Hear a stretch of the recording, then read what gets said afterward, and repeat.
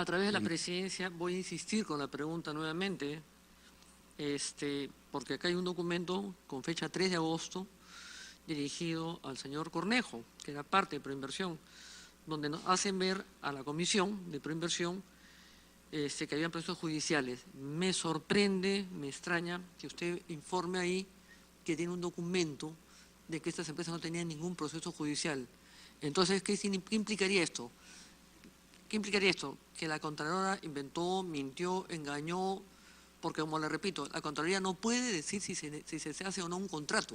La Contraloría hace ver la situación.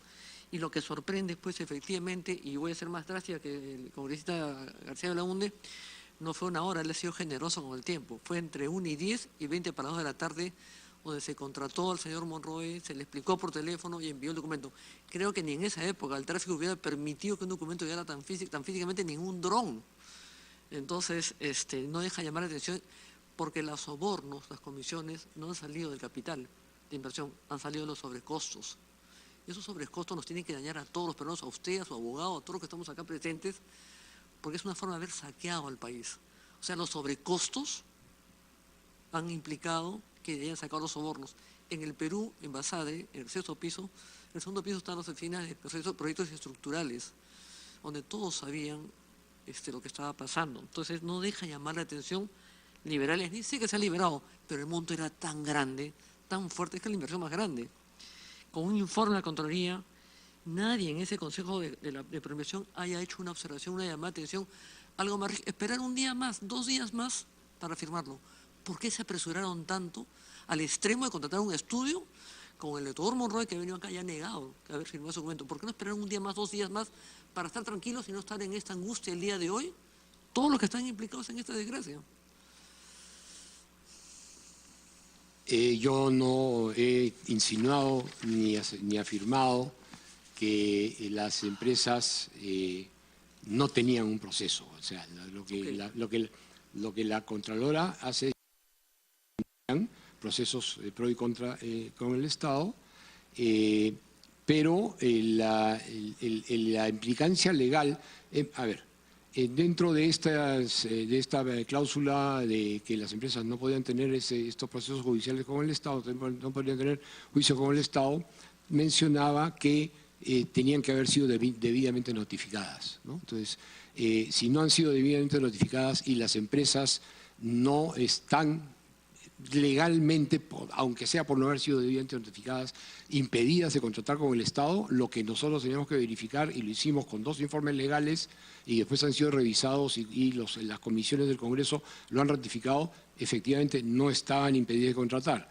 Y vuelvo a insistir que es importante la precisión que hicimos en esa sesión de que se hiciera el control posterior inmediato, no por parte de Contraloría, sino de Proinversión, de la Administración y el área legal por la inversión, de que esas declaraciones juradas de no tener impedimento fueran válidas y reales, ¿no? Entonces, sí tratamos de poner un parche en el caso de que la Contraloría estuviera levantando una observación que habría que tomar en cuenta, pero no, eso en función de los informes legales no impedía que se prosiga con el proceso que el comité estaba presentando ante el Consejo.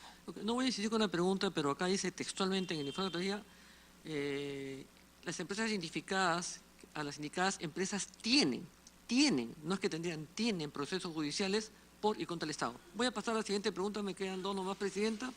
El señor Sergio Bravo señaló en el año 2008, cuando recibimos la comunicación de la Contraloría General respecto a los juicios, nosotros hicimos una pausa al respecto.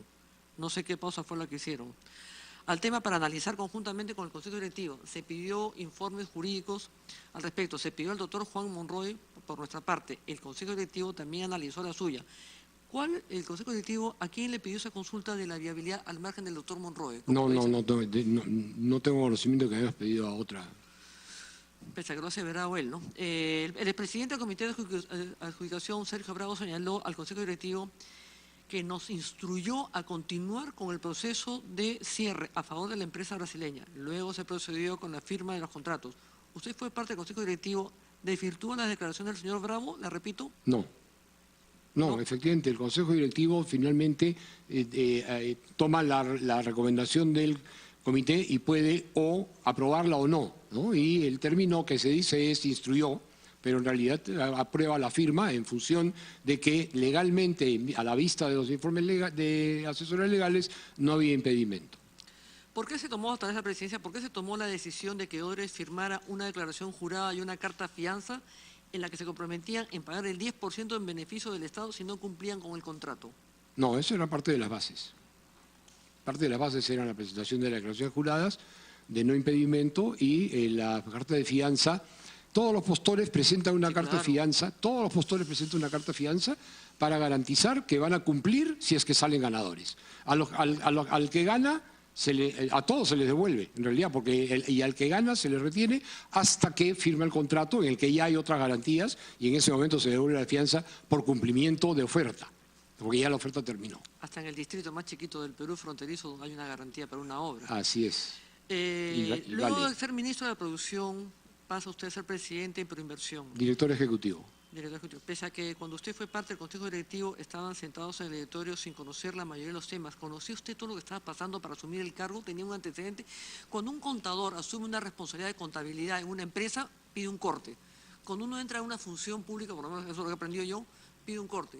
Yo asumo las dos, el pasivo y el activo, pero marco bien el pasivo, que al activo representa, pero no soy responsable, y yo actúo a partir del activo. Sí. ¿Usted estaba enterado de todo lo que había pasado? Sí, en ese momento no se conocía de ningún acto de corrupción de los que hoy se conoce. Yo sí hice un corte en la idoneidad de la acción y del desarrollo de la entidad de Proinversión.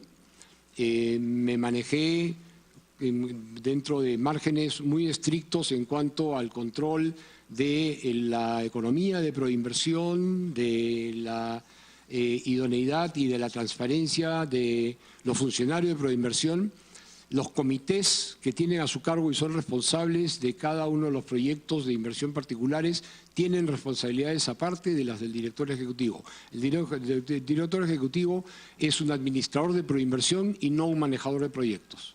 La última pregunta a través de la presidencia. ¿Conoce usted al señor Gerardo Sepúlveda? ¿Se ha reunido con él? Solamente por las noticias de prensa que hay en los últimos días, nunca lo he conocido. ¿Y usted conocía alguna relación o vinculación sobre las empresas Westfield? Ninguna, no tenía idea hasta últimamente que se han mencionado en los medios de comunicación, nunca he sabido. Ni Fish Capital, ni Sepúlveda, ni nada. Ni conocía de la existencia de las mismas. Nada más, Presidenta, gracias. Señor Lemor, deberíamos haber terminado, pero usted acaba de decir algo que es importante. Precise, por favor, cuál ha sido el cargo que ha tenido en el año 2008. Y usted mencionó que era vicepresidente, no. El cargo era director ejecutivo de Proinversión de 2007 a 2008. Usted ha sido director ejecutivo de Proinversión. Sí. Ya, en ese cargo, entonces, es que usted hace este roadshow, este viaje para el roadshow en Brasil. Sí.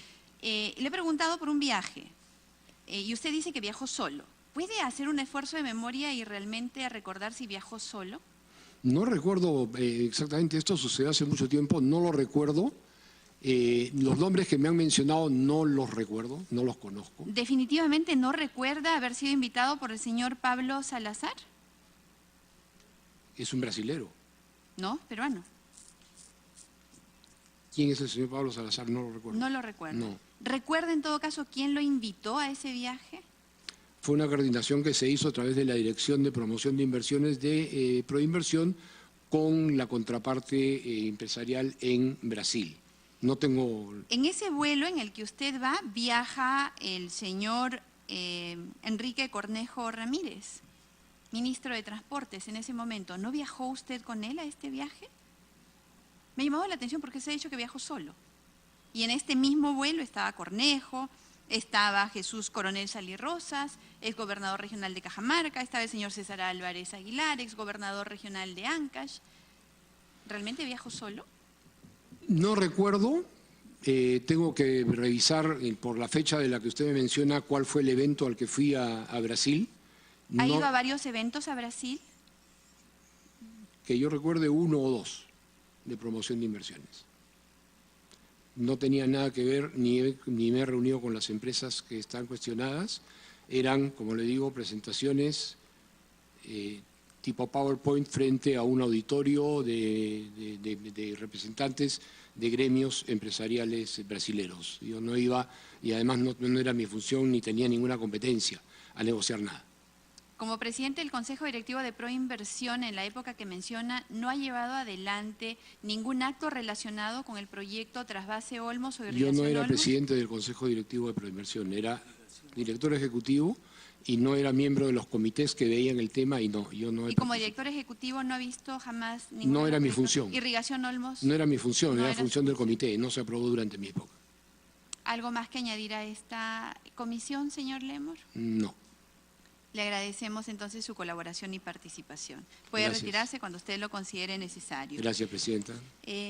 Siendo las 11:43 de la mañana, suspendemos brevemente la sesión para recibir al señor Juan Fernando Suito Larrea.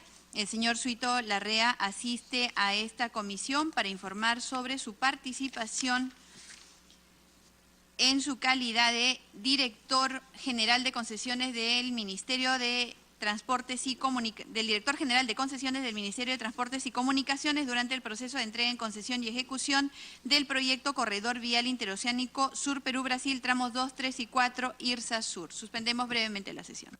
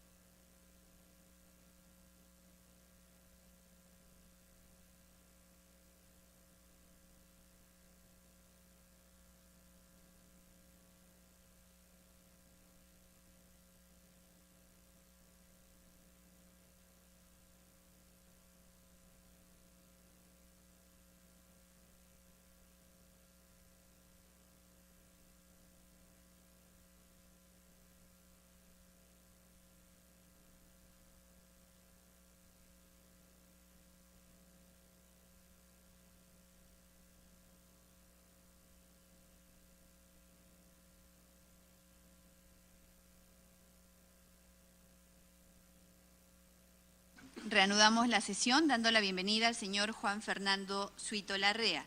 El señor Suito Larrea ha participado como director general de concesiones del Ministerio de Transportes y Comunicaciones durante el proceso de entrega en concesión y ejecución del proyecto Corredor Vial Interoceánico Sur Perú-Brasil, tramos 2, 3 y 4, IRSA Sur. Y además sobre cualquier otro tema que él tenga conocimiento o participación y que esté vinculado con los temas que investiga esta comisión. Procedemos a tomar el juramento de ley.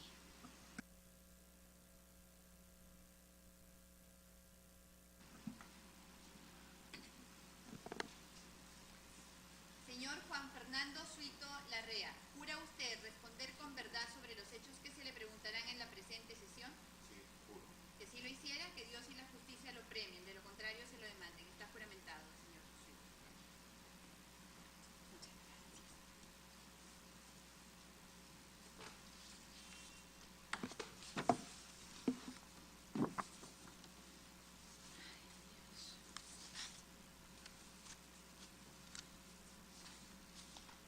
Señor Suito, se le concede el uso de la palabra a fin de que usted pueda exponer brevemente sobre el tema por el cual se le ha agendado. Bien, bueno, antes que nada agradeciendo a la comisión, ¿no?, por la invitación y como siempre mi total disposición para colaborar en todo lo que quieran. Tengo mucha experiencia en lo que es asociaciones público-privadas, o sea que independientemente de este tema, cualquier duda que tengan, pueden contar conmigo. Bueno, a mí se me ha citado como por haber tenido el cargo de director general de concesiones de transportes por el Ministerio de Transporte, cargo que asumí desde febrero del 2008 hasta septiembre del 2008. Pero en realidad, bueno, como parte de la Secretaría del Viceministerio de Transporte, que era la que asumía esos cargos, está desde el 2007. ¿No? Entonces, prácticamente entre el 2007 y 2008 es que puedo dar fe, digamos, de lo que pasó, digamos, por mi área, ¿no? En ese lapso, en lo que es las IRSAS Sur, tramos 2, 3, 4, solo han habido 2 adendas, que es una en realidad, que es la misma en tramos 2 y 3. Esa adenda era una adenda en realidad que favorecía mucho al Estado. Esta nace porque ya a esa altura ya se preveía, ¿no?, que el monto iba a ser mucho mayor de lo previsto inicialmente. Entonces, obviamente, los concesionarios decían, oye, hay que poner más plata. Decían, no me digas cuándo voy a poner más plata. Tú eres uno de los mejores concesionarios del mundo, entonces más bien dime tú, que tienes a los mejores ingenieros, ¿cómo hago para que no me gaste tanto? O sea, propónme soluciones técnicas.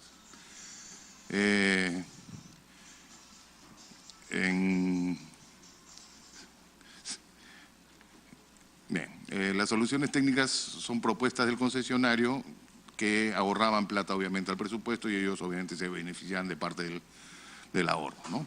Oigan, en lugar de pedir más plata, díganme ustedes, pongan a los mejores ingenieros y denme soluciones técnicas para bajar el costo.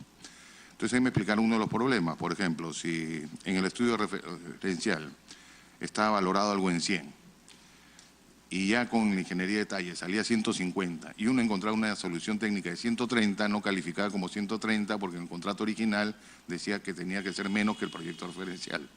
Entonces lo que se hizo fue básicamente decir siempre y cuando me cueste menos que el proyecto de ingeniería de detalle, ¿no? Entonces con eso se intentaba al menos, ¿no?, se intentaba lograr ahorros para el Estado para evitar obviamente un caso más grande. Fuera de eso no han habido más adendas, o sea, es la única, y como digo, cuya única finalidad era favorecer al Estado, ¿no?, es la única finalidad de esa adenda. No ha habido más adendas durante el plazo en que yo estuve. Hubo las actas sí de trato directo, ahí sí tuvimos bastante confrontación, digamos, con el concesionario, sobre todo en el tema de gastos generales y utilidad. Nunca llegamos a un acuerdo. De hecho, el trato directo era que no llegamos a un acuerdo. Entonces dijimos, no, mi posición era que se utilicen los porcentajes de lo que es el estudio referencial, la posición de ellos era lo que habían propuesto en su propuesta técnica, entonces simplemente no pudimos llegar a un acuerdo y esto obviamente ya seguía su camino hacia un arbitraje, pero ya en ese lapso ya salí del ministerio, entonces ya no di más. Gracias, señor Suito. Se ofrece el uso de la palabra a los señores congresistas que deseen formular preguntas. Señor Suito, uno de los aspectos más cuestionados del proyecto Interoceánica Sur tramos 2, 3 y 4 es precisamente el gran incremento en el costo de la obra. En relación al monto establecido en el concurso, este incremento se calcula en más del 100% por cada tramo. Díganos, ¿a qué se debe este incremento de precio? Creo que son varios factores. El principal, y en eso sí yo creo que estoy bastante convencido, es que el estudio, o sea, nos hemos comparado contra un estudio que no era muy bueno. Entonces el monto inicial no era el real. La obra per se, de hecho hemos tenido la oportunidad de visitarla, es una obra bien compleja, o sea, ha salido en megaestructuras, incluso de National Geographic, o sea, la obra sí era una obra muy compleja. En los estudios, en esa época no habían drones, ¿no? Se hicieron mucho, la topografía, por ejemplo, se hacía con aerofotometría, que es una avioneta y eso tiene un error de cálculo grande. Ahora, ¿cuánto exactamente? en realidad el que mejor puede decirle es el supervisor, porque ellos están, o sea, su misión es estar ahí con equipos, laboratorios, o sea, de hecho algo que sí nos preocupamos mucho fue que se cuente con un buen presupuesto para un buen supervisor, o sea, una muy buena supervisión era, o sea, para este tipo de contratos, lo más importante era una muy buena supervisión, ¿no? Entonces, ahora, ya esto no lo puedo decir, sino por lo que he ido leyendo en periódicos, nada más dicen, sí, que parece de que han aceptado más diferencias de metrados de las que realmente eran, y a eso sí, es bien difícil de determinar cuánto es cada uno. Lo que sí yo estoy convencido que muy buena parte teníamos una mala base, ¿no? Un presupuesto mucho más bajo que la realidad. Fuera de eso, ¿qué han habido? En algunos casos hubo algunas adendas para obras adicionales, eso sí, ¿no? En la norte, por ejemplo, creo que hubo un evitamiento, ¿no?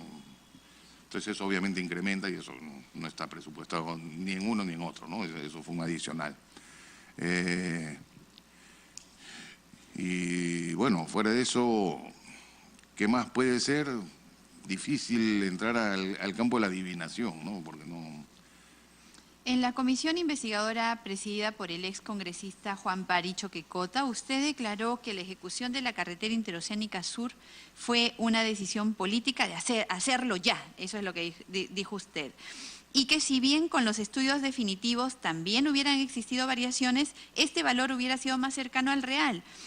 Sobre el particular, ¿quién o quiénes decidieron que este proyecto sea ejecutado sin contar con los estudios necesarios que puedan garantizar que el monto por el cual se estaba convocando fuese siquiera cercano al real, siquiera si hubiese tenido estudios de prefactibilidad, porque ni siquiera a ese nivel se llegó? ¿Quiénes fueron los que decidieron en el estudio que usted ha hecho ya en retrospectiva? A ver, en realidad la carretera sí contaba con un estudio que tiene un nivel de factibilidad, lo que incluso en la norte sí tenía hasta SNIP, ¿no? En la sur la exoneraron del SNIP, pero ya tenía el estudio, o sea, en realidad como factibilidad sí se llegaba. Pasar a estudios definitivos, en realidad, o sea, si uno lo ve como tiempo por la complejidad de esa obra, iba a tomar 4 o 5 años más, ¿eh? O sea, entonces era, en ese momento al menos, obviamente uno no conocía todas estas cosas que se conocen hoy, se veía hasta natural, ¿no? Porque esta venía las presiones de arriba, no sé exactamente quiénes, ¿no? Pero... Cuando dice las presiones de arriba y no sé exactamente quiénes estarían dentro del escenario de probabilidad? Bueno, obviamente, normalmente los presidentes son los que normalmente piden, quiero que saquen esta obra rápido ya, ¿no? Lo cual es normal, ¿no? O sea, no lo ves, en ese momento no lo ves, ¿no? Como algo raro, porque cada presidente quiere sacar su obra, ¿no? Eso ha pasado con todos, ¿no? Entonces, que quieren inaugurar obra incluso, ¿no? De hecho, por eso que incluso había un pequeño tramo, el puente, que querían inaugurarlo en la época de Toledo, digamos, ¿no? Entonces, a mí no, o sea, yo no he tenido ningún trato directo, ¿no? Obviamente los tratos de haber sido más a nivel proinversión en aquella época, ¿no? Que es mucho antes, ¿no? Ahí sí estamos hablando del 2006, más o menos. ¿Quién debió evaluar el estudio de factibilidad del proyecto Interoceánica? ¿Quién debió advertir las debilidades que este presentaba? El estudio normalmente lo aprueba el Ministerio de Transporte a través de Provías Nacional. Toda la parte técnica la ve Provías Nacional dentro del Ministerio. Ahí sí estamos hablando de una época previa a mi incorporación al Ministerio, ¿eh? Estamos hablando del 2006, 2004, más o menos 2005. En la comisión de la que estamos hablando, también usted señaló que el estudio de prefactibilidad estaba concluido. Sí. El informe de factibilidad también estuvo concluido y que el estudio económico no estaba concluido. No sé si el estudio económico, lo que no estaba era el SNIP, digamos. Usted lo que señaló es que por esa razón exoneraron del SNIP, porque el estudio económico no estaba concluido. Bueno, yo lo que dije es que el SNIP, se había exonerado del SNIP, ¿no? Entonces no había esa evaluación. ¿Quién debía ejecutar el estudio económico de esta carretera? El Ministerio. De Transporte. De Transporte. ¿Qué aspectos debería evaluar este estudio? No, y era básicamente calcular el ban social, o sea, los ingresos sociales, los costos sociales y si el ban social era positivo, se podía desarrollar el estudio. A la luz del tiempo transcurrido, ¿usted cree que ese ban social hubiera sido positivo? Es un poco difícil de juzgar. O sea, yo hay algo en esta carretera. A ver, yo no le veía tampoco el superboom como una... De hecho, no está diseñado, es una carretera de un solo carril por lado, ¿no? O sea, no es que iba a haber un superboom con Brasil.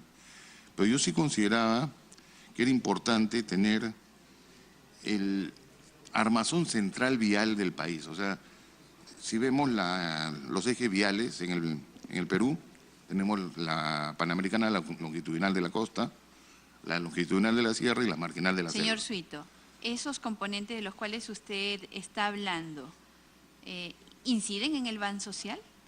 Si uno evalúa el total, sí, pues normalmente no hacen así el cálculo. Hoy sabemos que los montos señalados en el presupuesto del concurso fueron referenciales. Sí. Y que el presupuesto final fue determinado con la ingeniería de detalle o con el estudio definitivo elaborado por el propio concesionario. Así es, y aprobado por el regulador, por el supervisor regulador y Provías. Al respecto, le quiero consultar. ¿Considera usted que el presupuesto referencial señalado en las bases del concurso para la construcción de los tramos 2, 3 y 4 de la Interoceánica Sur, estimado en $693 millones aproximadamente, desincentivó la participación de mayor cantidad de postores? Probablemente sí.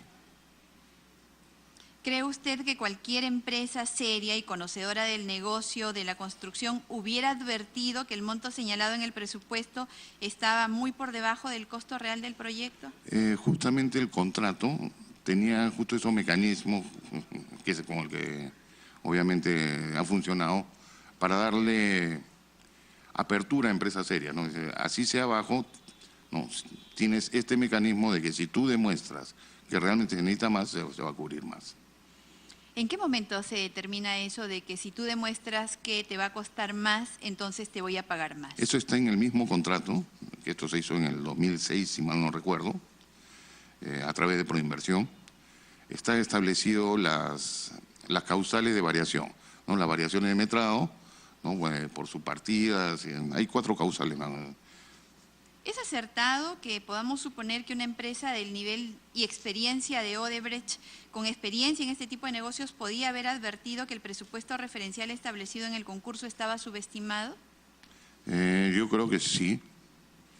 Yo creo que sí han podido tener el ojo, al menos, ¿no? Para decirnos, oye, esto no da.